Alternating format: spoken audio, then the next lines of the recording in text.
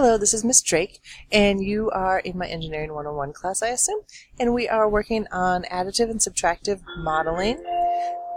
We are doing this in Unit 1, Activity 4.2. Solid modeling is a type of 3D CAD process. CAD is computer-assisted design, and it's three-dimensional, or appears three-dimensional, and it's going to represent the volume of an object, not just the lines and surfaces. So we're going to end up with a solid model on the computer of whatever it is that we're creating, instead of a wireframe model like you see to the left. A wireframe model doesn't give the viewer the idea of what's on the surface, and it doesn't give us any information as to what it might be made out of, which would also give us information on the mass and the other properties. These are not considered solid models. A solid model shows how the surface will appear, so you can see the texture. You can give it, you can calculate the volume, there'll be a scale, and often you can tell the CAD program, like Inventor, what the material is made out of, and then it will actually give you the weight. There are two ways to do modeling. We can do a way called additive, where you start drawing one piece and you just keep adding more and more to it, or you can do subtractive, which is you draw the big outside shell and start carving pieces away.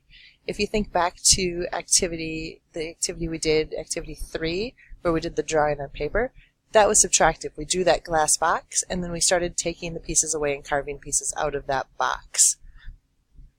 All CAD programs, Inventor, SolidWorks, any of them that are out there, utilize both additive and subtracting methods to create virtual 3D objects. If you're doing additive, you're going to say this and this and this. If you're doing subtractive, you're going to say this, not this, not this. You're going to take things away. Both of those are referred to as Boolean operations, and they're named after an old English mathematician named Charles Boole. So let's take a look at additive process. To do an additive, we're going to create a three-dimensional object that is a combination of two or more simple shapes or simple forms. In the creation of a real-world object, this method represents the construction processes of welding, gluing, mechanically fastening, or joinery. Like if you look at the corners of drawers, you'll see that they're joined with different wooden techniques.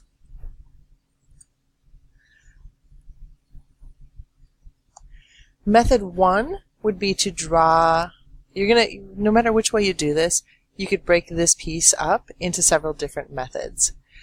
You could break it up into individual boxes that are 0.75 inches by 0.75 inches and draw each individual cube and stick them together.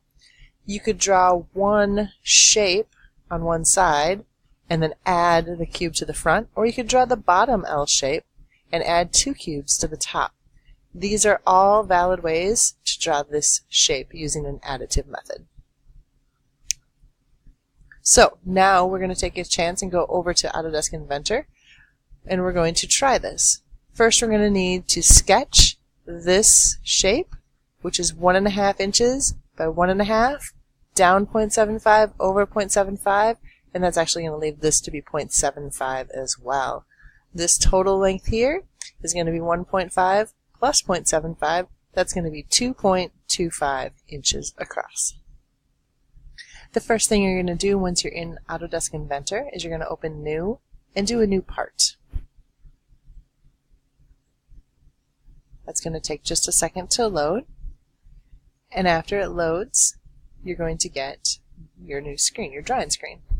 You're going to do a new 2D sketch, and as we have been doing in the past, we're going to choose this XY plane. XY plane, because of the way we're drawing it, it's going to be easiest later if we choose the XY plane. And then I'll give you your coordinates. So here we have our coordinate plane.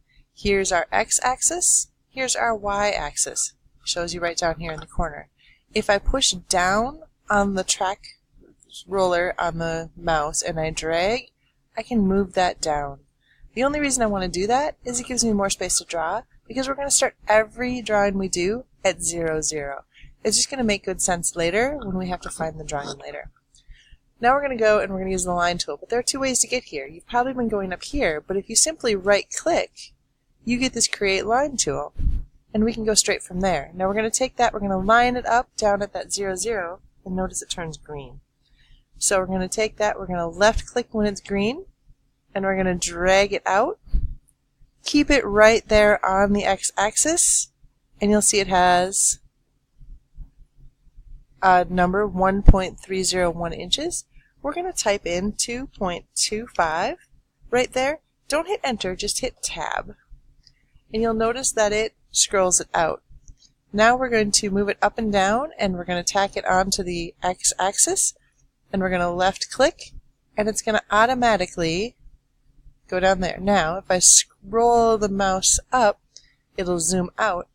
I can take this line and I can then drag it straight up without doing anything, and you'll see that it's already doing a 90-degree angle. Now I can change that, but we like that 90 because we want a nice right angle, but we don't want that to be 0.613 inches, we want it to be 0.75. So I type that in there and hit tab, and there you go. Now we'll get that back up to 90 degrees. Left click it, and now we're starting a new line.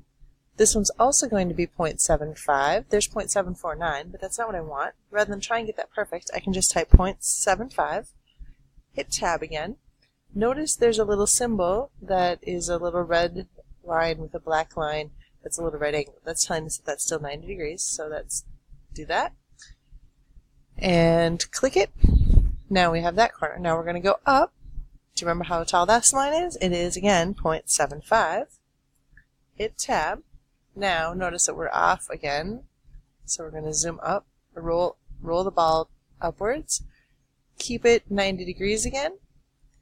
We're going to go all the way over until it snaps onto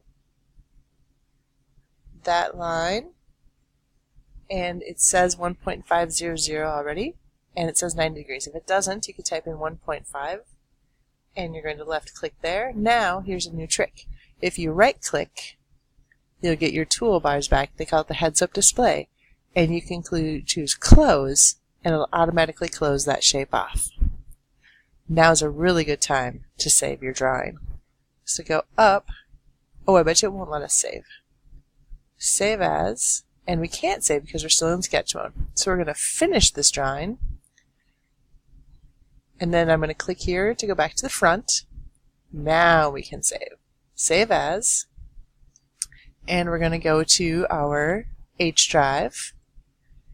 And you probably have a folder, but if not, now's be a good time to make an Engineering 101 folder.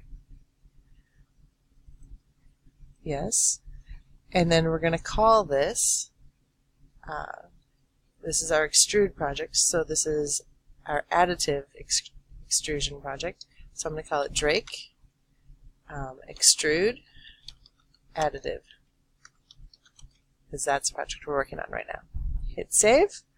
Now I have my little sketch. I can zip around it, I can turn it, and there's our sketch. Now, we're going to extrude this.